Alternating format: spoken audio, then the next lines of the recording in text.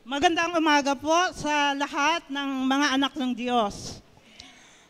Ngayong umaga po ay narito tayo para makinig ng salita ng Panginoon at sa mga hindi pa po nakakilala sa akin, 26 years ago ay naging Bible student po ako ng Udjongan Foursquare Gospel Church. And it has been a long time na hindi na rin ako nakabalik at niloob ni Lord na ngayong umaga ay makabalik po ako dito sa OFGC. So, ngayong umaga pag-uusapan po natin ang topic na Harmony in the Home. Ayan. So, Harmony in the Home. Ito po ay makikita natin sa Psalms 133, verse 1. Sabi po ng Bible, harmony in the home. Look at how good and pleasing it is when families live together as one. Yan. Yan. Nakikita ninyo na sila ay masaya, no? Dahil mayroong harmony. At pag-aaralan natin ngayong umaga ang harmony. Lagi nating maririnig yung word na harmony, no? At ito ay napapakinggan natin sa musika, no? What is harmony in music? Have you heard the word harmony in music? It is illustrated as 2 or 3 people singing the same lines in a song, but are singing in a different note. They are in harmony with one another, singing one song, but in different notes. Katulad ng choir kanina, no? Way back 1997, nung nandito po ako, punong-puno pa ito ng umaawit. Pero ngayon ay kukonti na. Ang ibig sabihin ay mayroon ng mga nabawas. No? Si Mami Tel ay kasama ko yan nung high school ako na nagbabible study dito sa Udjongan. Kasama si Mami Iraw, yung nag-donate ng lote ng Bible School. No? At maganda pa rin si Mami Tel. No? At andito pa rin siya para magpagamit sa pag-awit. So sa kanilang inawit ngayong umaga, mayroong harmony. Umaawit sila ng lines pero iba-iba yung notes na ina-express nila to give harmony. At sa pamilya, sa tahanan, inaasahan ng Panginoon na magkaroon po ng harmony. No? Magkaroon ng harmony. Colossians chapter 3 verse 18 to 21 says, "Wives, submit to your husband as it is fitting to the Lord. Husbands, love your wives and do not harsh with them. Children, obey your parents in everything, for this pleases the Lord. Fathers, do not provoke your children lest they become discouraged." So mayroon pong 4 na mga words na naka-emphasize dyan, no? 4 na words. Pero ngayong umaga ay pag-aaralan natin kung paano nangyayari ang harmony. What is harmony in the home? Pero bago po tayo magpatuloy, tayo ay mananalangin. Sa iyo, O Diyos na makapangyarihan, salamat sa pagkakataon na mayroon kami ngayong umaga upang minsan pa nabuklatin ang iyong salita, magmuni-muni at pag-aralan ang mga principles na nais mong ipalam sa amin, na habang nandito kami sa lupa, matagpuan mo na ang mga pamilya ay mayroong harmonious relationship, for you are the God of order. We thank you for the privilege of being with you this morning. Sanctify your servant as she uses her mouth for thy glory. In Jesus' name, amen and amen. So, maraming mga kabataan dito. At hindi lang naka-address ang salita ng Diyos ngayon sa mga magulang, especially naka-address po ito sa mga kabataan at papasok sa pag-aasawa. Sabi po ng Colossians, "Wives, submit to your husbands as it is fitting to the Lord. Husbands, love your wives and do not be harsh with them. Children, obey your parents in everything, for this pleases the Lord. Fathers, do not provoke your children lest they become discouraged." Ano ba ang ibig sabihin ng harmony in the home? What is the meaning of harmony in the home? Harmony in the home is the relationship created Pinula ko yan, no? Ginawa kong pula para ma-emphasize po yung word na created. Ang harmony sa tahanan ay hindi ito nangyayari ng instant, but it is being created. Sino ang mag-create? It is created within the family that shows intimacy and love between all members, both parents and children. Let us take note that it is a relationship with 3 S. Ang unang S, source of love, support, and strength. Naramdaman niyo ba, mga kabataan, ang support ng inyong mga magulang? Hello, mga kabataan. Sino ang mga kabataan dito? Taas ng kamay. Yan. May support ba kayo na galing sa inyong mga magulang? Mayroon bang love na ipinapakita ang inyong mga magulang? Mayroon bang strength na ipinapakita ang mga magulang nyo doon sa point na parang gusto niyo bumitaw? Yan. So, harmony in the home is a relationship created within the family. Hindi ito nangyayari sa isang idlap, kundi ito ay nangyayari sa pagsasama-sama ng iba't ibang individual, iba't ibang personality sa isang pamilya. No, sa isang magulang, iba-iba po ang ating mga anak. Ako may 4 po akong anak, 3 babae at 1 lalaki. No? Nag-asawa ako at the age of 34, nanganak ako at the age of 35, 36, 37, and 40.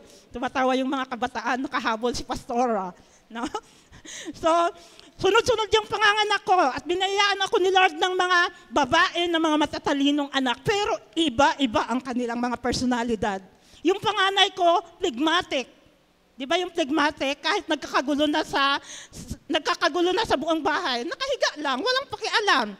No? Phlegmatic. Yung pangalawa ko naman ay melancholy. Ano yung melancholy? Laging malungkot, laging nakaganon, laging problemado. Yun ang melancholy. Mahilig sa music. Yung pang-3 ko naman, si Hope, she is a sanguine lady. No, grade 7 pa lang siya ngayon, pero very friendly siya. No? At sabi nga ng mga youth sa amin ay parang si Hope ang eldest sa 3. You see that? So yung panganay ko si Grace, yung pangalawa ko si Faith, yung pangatlo ko si Hope. Iba-iba yung personalidad na mayroon sila. Yung panganay wala siyang pakialam kung nagkakagulo kayo dyan. Basta siya ay mayroon siyang sariling mundo, phlegmatic. No? Siya yung sapisay ngayon na nag-aaral. Yung pangalawa ko si Faith, sanguine, melancholy siya. No, dahil nung naglilihi ako sa kanya, lagi akong umiiyak. Sabi nga ng psychology, ang anak na dinadala ng nanay sa isang sinapupunan, kung ano yung ugali ng nanay, pag nagbubuntes, dala-dala ng anak. At napatunayan ko yon. Kasi nung naglilihi ako sa panganay ko, ang takaw-takaw ko, ayaw kong mamigay. Kaya yung panganay ko matakaw. No? Halos ayaw mamigay. Yung pangalawa naman, lagi akong umiiyak. Kasi hinahainan ako ni Pastor ng sitaw everyday. Nandoon kami sa Atabay noon. Yung harap ng simbahan ng Atabay, may maraming tanim na mga sitaw. Umiiyak ako. Pag nagbukas siya ng sardinas, hindi ako nagsasalita, umiiyak lang ako. Minsan, isang gabi, after prayer meeting, si Pastor ay nawala. May dala siyang flashlight. Nagpanulo. At ang dala niya ay yung sa bukid na mga parang kasag at mga patuyaw. Pagkakita ko talaga na nandan siya ay naghaling nakraan ako't kayado at ingyoto at ingubos na ako itkaon. No? So yung aking pangalawa ay iyakin. Laging parang may sariling mundo na hindi mo maintindihan. Pero nung 7 months si Faith, nagbuntis ako kay Hope. Sabi ko, bakit parang nag-o-office ako dito sa district office? Sabi ko, parang iba yung aking pakiramdam. Hindi ako kumakain ng kanin. At ang kinakain ko lagi ay chicken wings. Dumadaan ako, nandoon kami nakatira sa may Torel, no, sa looban, sa dating ice plant. Tuwing hapon, pag dumadaan ako doon sa corner ng malapit sa Rubilios Hospital, ang binibili ko ay chicken wings. Sabi ko, parang iba ang aking pakiramdam. Bumili ako ng pregnancy test. Height, sabak, si Pastora, Siling na ako sa ako asawa ay, Pa, sabak ako. Pero alam niyo, that time, hindi po ako nangonsumi, hindi ako umiyak. Ang inisip ko sa aking sarili, sabi ko, Lord, may mga mag-asawa na matagal nang nag-asawa, hindi nagkakaanak. Marami silang ginagawa para magkaanak. Pero ako ngayon, biniyayaan mo ako ng pangatlong anak. At gusto kong makita na ang anak ko na ito ay mayroong pag-asa. Kaya pinangalanan ko siyang pag-asa, hope. No? Miskin, abang pilay ako katuwing badaan ako ni pastor. No? Ano si pastor na parang, anong tawag nito? Parang nabalisa siya nung nalaman niya na nabuntis ako sa pangatlo, naghalin sa pastorate. Naghanap trabaho sa Batangas, nagsuyor sa City. No, nagtrabaho siya sa City, iniwan niya ako. Kasi ang iniisip niya, paano na lang daw, kung manganak ako sa pangatlo ay nag-uopisina ako. Iniwan niya ako na mag-isa. Pero naitaguyod ko at kahit malaki na yung tiyan ko, ang sipag-sipag ko, kahit gabi naglalaba ako. Kaya yung aking pangatlo, ang sipag-sipag na bata. No? At the age of 3, nagfi-fix na siya ng bed namin. Hanggang ngayon, ganun pa rin ang ugali niya. So, dito makikita natin na ang Panginoon na nagbigay ng mga anak sa atin ay Panginoon na iba't iba ang layunin ng Diyos. No? At sabi ko sa asawa ko, ayaw ko ng mga anak kasi puro dry labor. No? 37 na ako, ayoko ng mga anak. Pero sa kabila pala nananalangin si pastor. Gusto nitang magkaanak at kayaki. No? And one time, nagtaka ako sa sarili ko, bakit ang tamad-tamad ko? Ayokong mag-lipstick, ayokong maghugas ng pinggan. Sabi ni pastor minsan, Sabado, sabi niya, Ma, buntis ka. Sabi niya, ay hindi. Sabi ko, hindi Sabi niya, buntis ka. Sabi niya sa akin, bakit naman nasabi mo? Pinakita ni Lord kagabi sa akin na buntis ka. Nasa Kanduyong na kami that time, no, Sister Cathy. Nasa Kanduyong kami that time, pinakita ni Lord sa panaginip na buntis ako at nanganak daw ako sa ospital ng isang lalaki. Klaro talaga. Nag-anak ako't isang kayaki. Habang nandoon ako sa stage na yon, nagsabi ako sa Panginoon, Lord, ano ang ipapangalan ko sa anak ko? And God directed me in the very popular passage that says, ang buhay ni Joseph. Doon ko nalaman, pinaintindi ni Lord that time na ang pangalang Joseph ay nangangahulugang added and blessed. Yun, inaanak ko ni attorney. Kaya ngayon, proud na proud siya. Sabi niya, Mama, di ba may attorney akong ninong? No, you see that? No, nakakatuwa dahil ang Diyos na tumatag ng pamilya ay Diyos na mayroong order sa ating lahat. No? Nais niya na ang pamilya ay mag-flourish. Nais niya ang pamilya ay mag-excel, not only in love, but in support and strength. So dito makikita po natin what is the meaning of home, harmony in the home. It is a relationship created within the family that shows intimacy and love between all members. It is a relationship with source of love, with support, and with strength. Sa mga panahon na tayo ay may problema, ang unang tutulong sa atin ay ang ating pamilya. Amen?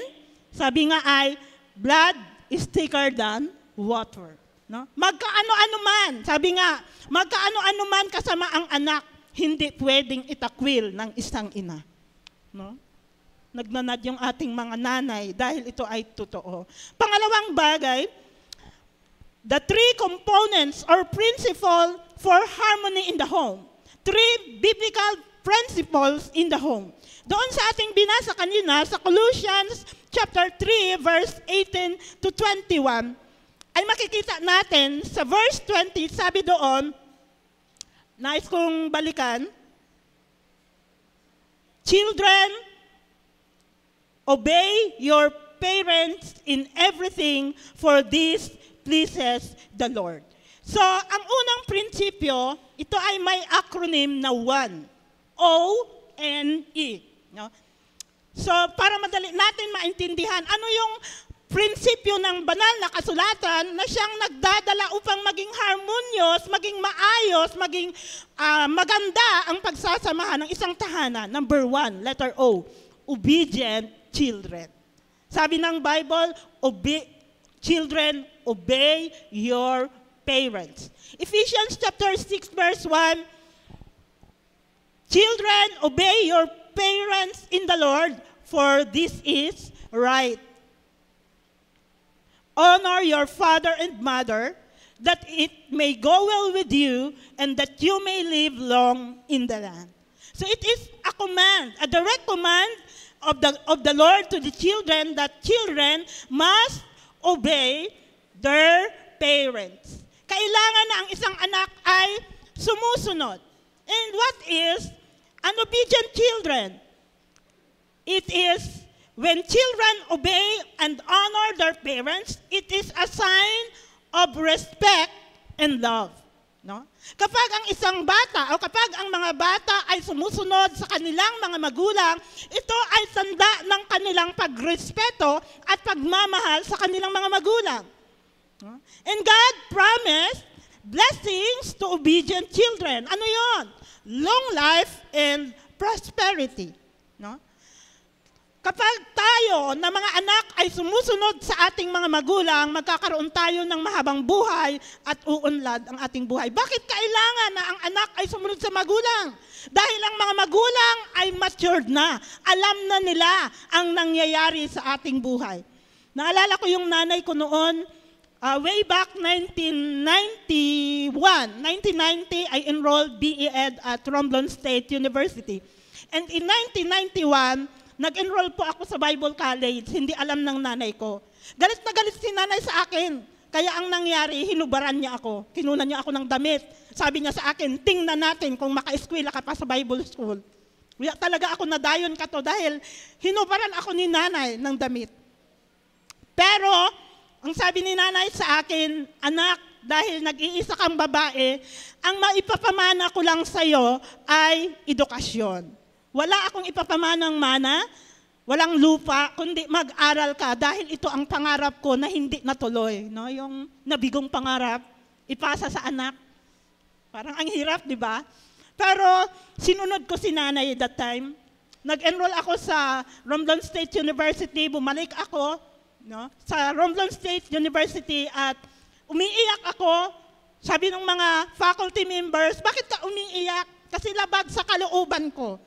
Pero by the grace of the Lord, nakagraduate pa rin ako ng BE Ed in the year 1994. At ang sabi ng nanay ko, Nini, dahil ausang ka ba, diba, ibang palangga, Nini, pag nakagraduate ka, asugtani ka na akong mag-eskwela sa Bible School. Ay, baliktad. Nung nakagraduate na ako, hindi easy na magsugot na mag-eskwela ako sa Bible School. Kaya ang nangyari ay pinilit niya ako na pumunta sa division office para mag-apply. Agad to sa division office ay nagtitibaw ako. Kasi nga ayaw ko. Pero lately lang, nung nag-asawa na ako, na-realize ko na tama si nanay. Dahil kung hindi ako sumunod, maaring hindi ako naging teacher sa Bible School. Hindi ako makapagturo sa aking mga anak. No? At maraming pakinabang ang pagsunod sa magulang. Minsan sa isip lang natin mga kabataan, parang diktador ang ating mga magulang. Pero mayroong layunin ang ating magulang na maganda para sa atin. Amen ba mga kabataan? Ano siyang kahinay? No? To obey is to do what you are told to do. No? Ang pagsunod ay ang pagsunod doon sa sinasabi sa'yo. It is a right action to a command. Hindi yung sumusunod ka na dumadabog. Hindi yun obey. Ang tunay na pag-obey ay sumusunod ka ng tama. It is following the instruction given. In Exodus chapter 20 verse 12, sabi ng banal na kasulatan, honor your father and mother that your days may be long in the land the Lord your God is giving you. And in Proverbs chapter 3 verse 1 to 2, my son, do not forget my teaching, but let your heart keep my commandments, for the length of days and years of life and peace they will add to you. Meron akong nakita sa Facebook na nagtutula ng isang kabataan. Sabi niya, ang kabataan noon at ang kabataan ngayon. Alam ko familiar itong mga kabataan. Kung ang kabataan noon ay ano sa kabataan ngayon. sabi nga ng isang, sabi nga sa Facebook din, nabasa ko rin sa Facebook, ngayon, ang kabataan, pag inutusan mo, ang kanilang motto ay, wait. No? Pero pag kailangan nila, ang kanilang laging sinasambit ay, Ma! No?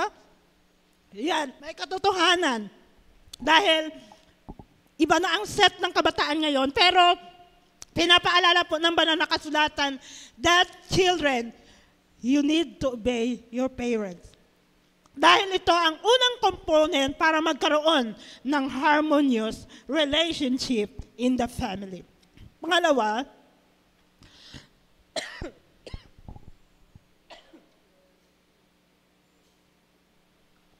letter N.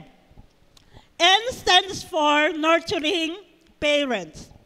Sabi ng Colossians, doon sa ating main text, sabi doon, balikan ko, Colossians chapter 3. Fathers, do not provoke your children, lest they become discouraged. And then Ephesians chapter 6, verse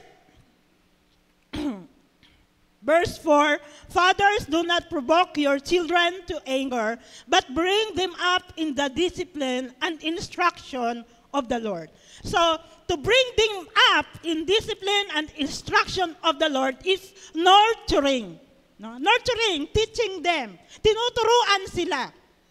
Sabi po ng Proverbs chapter 22, verse 6, train up a child in the way he should go, and when he is old, he will not depart from it. Proverbs chapter 22, verse 6. Train up a child. Yung word na train ay hindi sinabing train up an adolescent. Train up a young people. Train up a baby. Hindi. Ang address dyan ay train up a child. Ano ba yung word na child? Childhood, or the stage of childhood in one's lifetime begins from 2 years old to 12 years old, but it is divided into two groups. The first one is early childhood, which begins from 2 to 6 years old. It is a crucial age where they began to learn many things around them. Kaya ang baby, ngayon, makikita ninyo, bakit ang daming mga baby ngayon na matatalino? They are speaking English. Ano pa? Slang. Kasi ang lagi nilang naririnig sa cellphone, sa TV, ay slang. Kahit hindi mo sila turuan, kapag everyday yun ang naririnig nila, yun ang magbubuo sa kanila. Kaya nga, in-address ng Panginoon, train up a child. Hindi sinabi ng Lord na, train up an adolescent. But instead, train up a child. Middle childhood starts from 7 to 12 years old, expanding the roles in the environment. Kapag 2 to 6 years old pa lang ang bata, pwede pa natin silang diktahan. Pwede natin silang i-control. Pero pag nag-start na sila ng 7 years old up to 12, nagkakaroon na sila ng self-awareness. Alam na nila kung ano ang isusuot nilang damit. Kaya pag pinasuot mo sila ng damit na ayaw nila, hindi ka daw kinagsuksok. Hello, mga nanay. No? Pero pag 2 years old to 6, kaya pa natin silang pasunodin.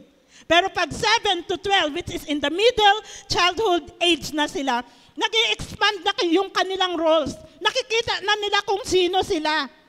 At sana hindi makita na sila ay bading, kundi sila ay tunay na lalaki at babae na nilalang ng ating Panginoon. Amen? So, napakahalaga ng sabi ng Proverbs, train up a child in the way he should go, and when he is old, he will not depart from it. Yung aking pangatlo na anak, si Hope, dahil ako ay busy na nanay noon, no? Sunod-sunod ang panganganak ko, yung dalawa niyang ate ay nagde-daycare, yung si Faith ay sa bahay lang. Pag uwi ng kanyang ate, lahat ng ginagawa ng kanyang ate, sinusundan niya. Kaya si Faith natuto siya by observation. Hindi siya dumaan ng daycare. Pumunta siya ng kindergarten, ng elementary at the age of 4. Because she learns by observation at pagaya. Pero yung aking pangatlong anak, dahil lagi ko siyang kasama, bago ako pumunta ng office, sangkatambak na hugasan ang ginahugasan ko at tumutulong siya sa akin at the age of 2 to 3 years old. Kaya hanggang ngayon, ugali niya na magligpit, maghugas. Samantalang yung mga ate niya, walang pakialam sa hugasan. You see that? Tayong mga nanay, minsan hindi natin na-foresee, nakikita na ganun pala ang nangyayari at lalo na sa mga busy na mga nanay, sa mga nagtatrabahong nanay, minsan hindi natin nabibigyan ng panahon or nano-nurture sila dahil nga kulang tayo sa time. Pero ang banal na kasulatan ay nagsasabi, train up a child in the way he should go. Kaya napakalaking difference, sabi ng high school teacher doon sa Ferrol National High School, Pastora, alam mo yung pangatlo mo, parang siya ang panganay na mas panganay siya kumilos kaysa sa mga ate niya. Nakikita, di ba? Kasi nga, at the early age, siya ang kasama ko na naghuhugas ng plato dahil doon sa kanduyong noon, ang hirap-hirap ng tubig. No, Brother Sator, no? Bang hirap kag tubig. No, naranasan ko na alas 12 ng gabi, baby si CJ, alas 12 ng gabi, masayo kami sa balong. Pag nahuli ka, waya ikatubi.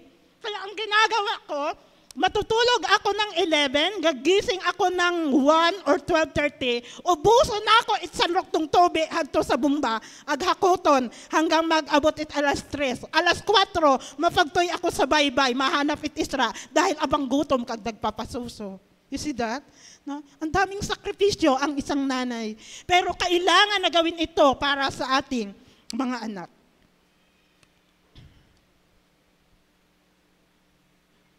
Yan. Nurturing. No? Kailangan na in-nurture. Sabi ng banal na kasulatan, parents must teach children the right from wrong and help them develop good character and embrace good values early in life. Habang bata pa sila, habang 2 years old to 6 years old pa sila, ituro na natin yung mga values na dapat nilang matutunan. No? Ngayon, pambihira na ang mga bata na nagmamano. Pero ako tinuruan ko yung mga anak ko na sabi ko, pag nakakita kayo ng matanda, kahit hindi nyo kilala, magmano kayo. Kasi ang pagmamano ay isang magandang kultura ng mga Pilipino. Amen? Amen. No? Pagmamano, no? Pagiging magalang, ang sabi ng tula, ang bilin sa akin ng ama't ina ko ay gumamit ng po at opo. Kaya pag naririnig ko yung mga anak ko na sumasagot sa akin, ano ma? Po? Nuulit ko talaga, ano ma? Po? Hanggat hindi siya nagpupo, hindi ako, yakog tutungon. At pag hindi talaga sida makarumrom, insayang na ako, na parang nakalimot ka na ng po at opo. Kasi yun ang responsibilidad ng mga magulang, to train. Not only to train, but to review and even to let them realize na ang pagsunod sa magulang ay isang magandang asal. Pangatlo, letter E. The three basic principles or components for harmonious family. 1, obedient children. 2, nurturing parents. And 3, E, exemplary love of husband, submission of wife. The husband is not only a leader to his wife, as God ordained him, but at the same time, the husband is a lover. May mga husband na lover lang, hindi leader. At may mga husband din na leader lang, hindi lover. Basta ako ang masunod, ako ang kayaki. No? Bossy. Pero ang totoong asawa na may takot sa Panginoon ay mayroong exemplary love. Ano yung exemplary love? Ito ay pagmamahal na nagbuhat sa ating Panginoon. No? Sabi po ng Colossians chapter 3 verse 19, husbands, love your wives. It is a command that husband should love their wives. In the same way, in verse 18 ng Colossians chapter 3, God commands wives to submit to your husbands as it is fitting in the Lord. And in Ephesians chapter 5, verse 25, instructs husbands to love your wives as Christ loved the church and gave himself for her. Yan, makikita natin yung picture. Sabi ng Ephesians chapter 5, as for husbands, para sa mga asawang lalaki, love your wives just like Christ loved the church and gave himself for her. When the husband truly loves his wife, there is respect, there is trust, there is humility, there is joy, and there is peace in the family.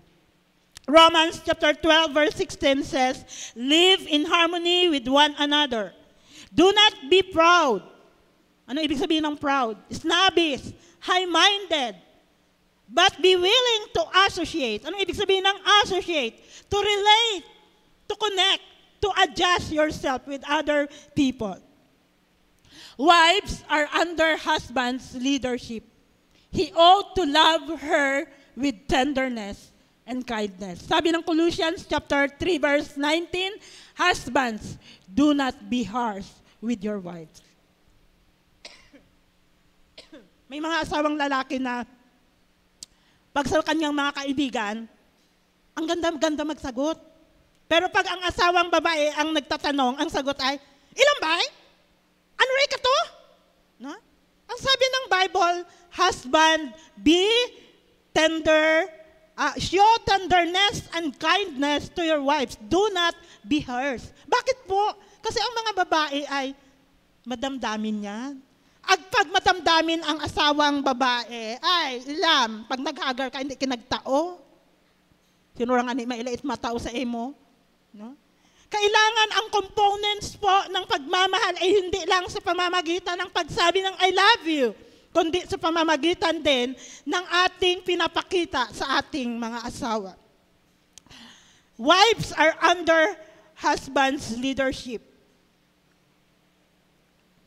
To live in harmony is to live in such a way that you enrich and complement with each other. Walang mag-asawa na parehas ang personalidad. Ang Diyos ay naglalang ng lalaki at babae at nais ng Diyos na ang lalaki ay mag-complement sa babae at ang babae ay mag-complement sa lalaki. Ano ang ibig sabihin ng to complement? Yung wala sa iyo, nasa kanya. Amen ba? Parang hindi kayo. Paywaya ra sa ida tong ako inghahanap. Nung pinakita si pastor sa akin na maging asawa ko, way back 2005, nung nagpipray ako sa Bible School, Lord, gusto ko nang mag-asawa. At the age of 33, wala pa akong boyfriend and never had a boyfriend since my youth age. Kasi nga ang prinsipyo ko, ang magiging boyfriend ko, siya na ang maasawa ko. Pero during the time na nasa Bible School po ako, meron akong crush na anak ng pastor. Sabi ko, ang gwapo talaga siya. Siya ang gusto, siya ang ideal man ko. Pero my prayer is, Lord, kung itong aking nararamdaman ay hindi kalooban mo at may lalaki kang inilaan sa akin, mas ipaprioritize ko yung lalaki na ibibigay mo dahil ikaw ang Diyos na nakakaalam ng higit. Aroy maya-maya, pinakita sa akin ay salamin, waya it picture, asing marugay-rugay ay nagliwas kag itsura ni Pastor Juril Gabay. Lord, hindi ako! Bang reklamo na ako sa Ginoo. Siling ni Lord sa ako ay, siling ni mo, my thoughts is higher than your thoughts. Ay, asing nagreklamo ka. Hindi ba na ako maunawaan? Asing sida? Kasi that time, teacher na ako sa Bible School, si pastor, estudyante na ako. Ay, siyempre, ayaw na ako kagita kaligad. Ay, sinakapay po ko na kalikag ako inghanap. Pero si Lord, iba ang prinsipyo ni Lord. Tungwaya sa ako, hagtuya kay Pastor Jurel. At minsan nagtanong ako sa Panginoon, Lord, asay mo kali. Kasay kami, hali kami yung kasay April 14, 2007, nag-ior kami kay Pastor Flor at kay Pastor Silodyo. Nagsisiling ako sa Ginoo, Lord, how can I submit with this man? Ay, bang hirap, no? Dahil hindi ko unawaan ang layunin ng Panginoon. But during the process, naintindihan ko ang layunin ni Lord. At ang sabi niya, one day, nung nagtatanong ako sa Panginoon, sabi ko, Lord, bakit ito ang lalaking binigay mo sa akin? Kasi magkabaliktad kami ng personality. Siya ay Jeff Rocks. Gusto niya ay laging sa labas. Ako naman ay yung tao na mahinhin, conservative. No? Pinagtatagpo yun ni Lord para maging maayos. Kasi puro ka mo, Jeff Rocks, ay, pati anak siguro tanan, Jeff Rocks ra. No, si Dad. Puro ka mo conservative, ay, puro ka mo, ako kasi ay serious type, si Pastor naman ay laging nakangiti. Kilala niyo ang asawa ko? Di ba, laging nakangiti? Miskin rin kina magpagto ay, makukup kina sa mga UFW, Mami. Abang close kina kay Mami Tel. Kahit kami very close siya. Minsan sabi ko, oh, bakit siya ganun? Ako ay hindi. You see that? Eh, wala akong magagawa. Nilikha ko ni Lord na ganito. And I need to compliment with Him. Sabihin mo nga sa iyong katabi, nagko-compliment ka mo. Hello, mga youths!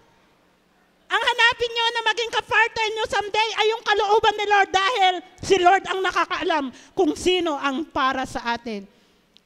Tung inkasay kami hali ay, kakasay kami, kag-amo, inogbadar sa Hollywood ay 22,000, kag ako inghuhoytan ay 15,000. Aba, nagpakareklamo ako, hali, nakiyo, Lord, kung tao-tao ni mo kaning kayakit sa ako. Mabadari kami isag sa Hollywood. 22,000 kuyang pakat city mel, bahala ka, Lord. Ing tao-tao ni mo sa ako, agpahirapan ni mo ako. Alam nyo, that time, doon na kami sa Hollywood, yung aming plano na yung mga ilalim ng mga plato ay lagyan ng mga sobre, uya na materialize. Dahil nagrarali, kag mga ninong at ninang. Pero doon pinakita ni Lord. Pag-upo pa lang namin ni Pastor, nakmahungit, nagpagtoy katoong manugsokot sa amo agsiling, Ma'am, ang bayad nyo. Nagmuyatan kaming ruha ni Pastor. Kagbadar ko, no? Kasi nga ko, Lord, bahala ka. Pero God made a miracle. Kasi nung time na lumapit yung crew para magbayad kami, may dadadala siyang mga sobre galing doon sa mga visitors. At alam nyo, yung 22,000 ay napunuan. Praise God. Abang hirap ikasayo nakchar, no? Pagtapos ikasaya na kami kwarta, we begin from nothing. Kaya ang mga pangalan ng mga anak ko ay Grace, Faith, Hope, dahil pinanindigan namin na ang Diyos ay mapagbiyaya, na kami ay mabubuhay sa pananampalataya at laging aasa sa Panginoon. Kaya binayayaan kami ng isang anak na lalaki na pugi. No, ang pangalan ay Cyril Joseph, blessed and added. Hallelujah. Purihin ang Panginoon. So, napakaganda ang plano ng Diyos sa ating mga buhay. Minsan, hindi natin ito makita. It is a give and take relationship. No one is above the other, but rather each one functions as he or she is ordained by God in the family or home. Iba ang role ng tatay, iba ang role ng nanay. Napansin nyo ba doon sa ating binasa sa Colossians, may nabanggit ba na mother doon? Nakita nyo ba yung word na mother? Wives, submit to your husband. Fathers, ano sabi ng father? Father, bring your children into discipline and instruction of the Lord. Bakit? Dahil ang lalaki ang siyang unang binigyan ng malaking responsibilidad ng Panginoon. At ano ang responsibilidad na yon? Ang responsibilidad ay dalawa. No? The husband is a leader and the husband is a lover. To nurture children is, he will be the leader. Makikita talaga sa kanyang buhay na yun ang dapat ipamuhay ng kanyang mga anak. No? Sabi nung anak ko minsan, kasi si pastor ay may matakbo sa Perol PNP, may matakbo sa Porpis, may matakbo sa Kalahi, may matakbo kung saan. Sabi ng anak ko, Pa, alam mo pa, ang saya-saya ko. Bakit anak? Abang famous ikaw? Sabi ni Hope, ano yun? Sabi niya, abang famous. Ano ibig? Sabi ng papa niya, ano ibig sabihin abang famous? Kahit saan ka pumunta, kilalang kilala ka. Ay tayo, kilala ba tayo ni Lord? So may mga pagkakataon sa ating buhay na nilalayo ng Panginoon. Sabi, to live in harmony is to live in such a way that you enrich and complement with each other. Kapag ang ating asawa ay sa bahay lang, wag naman nating hayaan na hanggang bahay na lang ang asawa natin. Kaluluoy ra. Pakalayas ka, kag imo asawa ay hagto yung rabuno sa rogo. Paminsan-minsan, dalhin mo naman sa siyudad. Pakainin. No? I-treat. Dahil ito ay nagsisimbolo that you have the quality time with your wife. Tumatawa ang mga nanay, no? Kasi masarap naman talaga. Wow! Dinala ako ng asawa ko sa Shangri-La. Wow! Binilhan ako ng bagong sandals ng aking asawa. It's just a matter of simple giving. Tuwang-tuwa na kami niyan. No? Pero si pastor, hindi siya yung asawa ko, hindi siya truthful. Hindi siya mahilig magregalo. Kaya minsan sabi ko, bakit kaya si Papa hindi ako nireregaluhan? No? Iba pala ang language of love niya. No, tayong mga babae, minsan naghahanap tayo ng, yung ine-expect natin na pagmamahal na ipapakita sa atin, iba pala siya. Iba yung language of love. At there are different language of love that a man could show to his wife. Iba-iba. May mga lalaki na hindi mahilig magregalo, pero abang palangga ka, asapuyon ka, apakaunan ka, ayutuan ka. Sapat na yon, di ba? No? Silingit mga yut, pa'y kabalig asawa Maghintay sa tamang panahon. So, napakahalaga no, ng sinasabing exemplary love. Kapag ang isang lalaki ay nagmamahal sa kanyang asawa, hindi po mahirap sa babae na mag-submit. And I learned to submit. Nung bagong kasal kami in 2003 up to 2007, pastor po ako ng Atabay. Pero nung kinasal kami, si pastor ang nag-take over, yung gador nida akong papaprits. Abasing na ako, asing pa'y yabot pa'y naughan ako. Pero nung dumating kami sa Kanduyong, ing paprits sa inida ako. Dahil ing sita sa idait miyembro. Asi pastor, pa'y ni mo pa bibisayahas si pastora. So doon pa lang siya siguro. Ang isip ko naman ay, hala, kung imo kinakag imo gusto, masubmit ako. Pero kahapros nag-submission ka to. Dahil sanay ako na, nung dalaga ay, kumbaga ay, pakaripakad to, kung hindi ako nakakaabot. Pero nung nag-asawa ko, nag-learn, natutunan kong isubmit ang sarili ko. Mga babaeng asawa, may mga panahon na hindi natin maintindihan kung ano ang nangyayari sa atin. But it takes humility and submission para magkaroon ng harmony sa isang pamilya. Ang oras ay 9:04. So, according to Deb Howden, building family harmony starts with living our values. It is the ability to trust and support, communicate differences in a constructive manner, and look beyond the self and the family members. It means connection and communication. Sa pag-aasawa, kailangan ay nag-istorya. Hindi ibig sabihin na ikaw ay lalaki, ikaw ang leader, ikaw sa tanang oras kag masunor. Kailangan ay pinag-uusapan ito. Brother Bong? Oo, yan, si Brother Bong. No? It means connection and communication. It does not mean there are no arguments. No? Wala namang perfectong pag-aasawa. Inga bagat mag-asawa na kiyag-away. Yan, no? There is no perfect relationship. But rather, it allows voice. Bakit ginawa kong blue yan? It allows voice to let know and choice to let go. Sa pag-aasawa, sa isang pamilya, kinakailangan na matuto tayong makinig sa sinasabi ng bawat isa. Matuto tayong makinig sa sinasabi ng ating asawa. Matuto tayong makinig sa sinasabi ng ating anak. Hindi ibig sabihin na tayo'y nanay, hindi na tayo nakikinig sa ating anak. Noong isang araw, sabi ng anak ko na si CJ, Mama, alam mo mama, ang baba ng aking science, pero ang aking math at ESP ang taas. Bakit anak? Kasi wala kang time sa akin, puro ka lang kay ate, kay ate, kay ate. Wala kang time sa akin. Naalala ko, sumasagot siya ng assignment, nagtatanong siya sa akin, yun yung panahon na si Nichelle Grace ay nag-convulsion at nahirapan maghinga. Kaya hindi si pastor nakarating sa Boracay. Hindi siya naka-attend. At sabi ni CJ sa akin, alam mo mama, hindi ka nakikinig sa akin. Tama nga naman. No, yung mga anak natin minsan, kahit maliliit pa sila, nagtuturo sila sa atin. Minsan sabi lang natin, ako ang masunod, ako dapat ang masunod. Pero alam nyo ba na ang maliliit na bata, ginagamit ng Panginoon para turuan tayo? Naalala ko, kasi nga ay ang pagpapamilya ay hindi naman natin gaanong alam. Nung ang aking panganay ay maliit pa, 2 years old, abang kulit talaga nida, dahil nga sunor-sunor kag ako pag anak, abang kulit.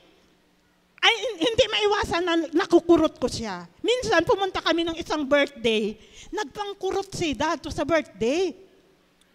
Hala, nagulat ako at napahiya at naisip ko sa sarili ko, ay, ang bata pala, pag kinurot mo, mangungurot din.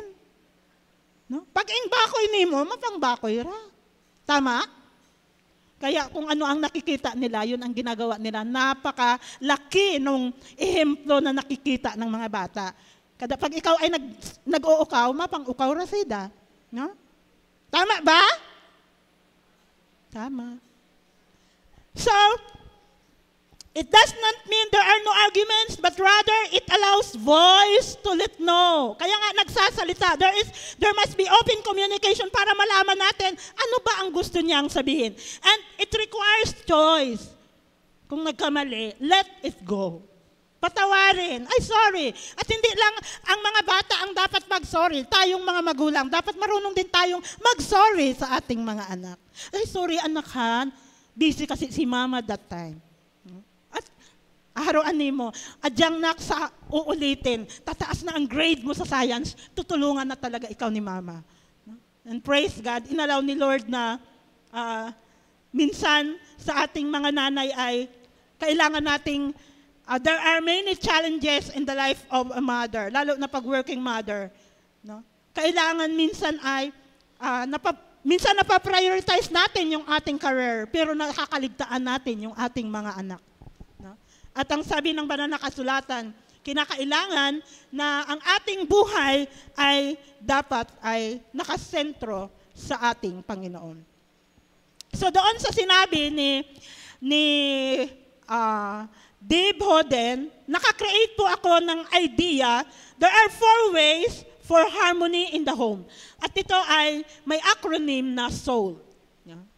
Pinag-aralan ko talaga ng mabuti. SOUL. One and soul. When there is harmony, there is oneness, there is unity, and there is soul. S stands for show unconditional love to each other. Kung mayroong tunay na pagmamahal, magkakaroon ng harmony in the home. O stands for open to accept limitations and differences. No? Iba-iba tayo na nilikha ng Panginoon. No? Maaring ikaw ay magaling academically, pero yung asawa mo magaling in practical ways. Si pastor, marunong magmakina, marunong magtahi. Ako, daok magpa-labor at makina. Si pastor, daok mag-gitara, ako kag taga-gitara. And that is complement. No? Tungwaya sa imo, sa ida. At tungwaya sa ida, sa imo. Tanungin nga natin yung ating malayo, yung mag-asawa dito. Nagko-complement para kita. No?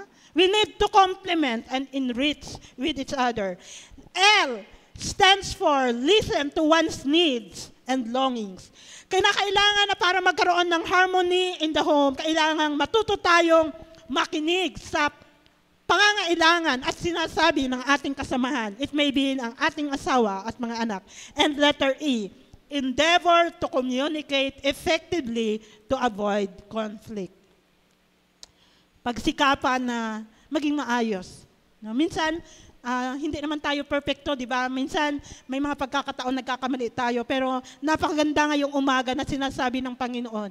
In order for us to have a harmonious home, we need to show unconditional love to each other. It is the love of Christ.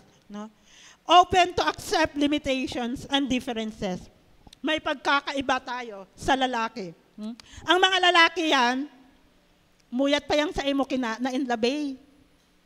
Kag mga kabade, gusto niyan ay touch. No? Kada pag ini mo touch kag imo asawa, kag kabade nagsiling, tay bukoy ako palangga it ako asawa. You see that? As ang mga babae naman, gusto ng mga lalaki ay puat nagpapaganda. Brother Bong? Oo ko no. Buko na katong magpakasuksukat kita at mga aritos na nagpapangbiling eh. Katong tama yang.